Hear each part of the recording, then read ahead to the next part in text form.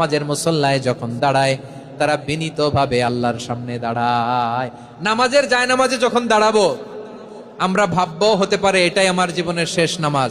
আমার কলিজার টুকরা ময়মনসিংহের ভাইয়েরা, এই চিন্তাটা নামাজে যখন দাঁড়াই, এই চিন্তাটা মাথায় রাখা যাবে? যাবে? যখন দাঁড়াবো ভাববো হতে পারে this could be my last and final সালাত, হতে পারে এটাই আমার জীবনের শেষ নামাজ। ঠিক কিনা বলেন? তাইলে অন্তরে খুশু আসবে।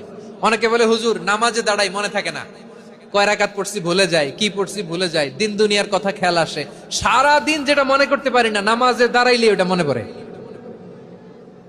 এরকম আছে না নাই? আমাদের ঢাকায় হয় এটা, আপনাদের ময়মনসিংহে এটা হয় না? না আপনাদেরও হয়? নামাজের মধ্যে সব কথা মনে পড়ে।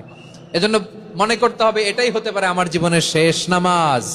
খুশু, খুশু মানে হৃদয় এবং অঙ্গ প্রত্যঙ্গের স্থিরতা। এক সাহাবী নামাজ পড়ছে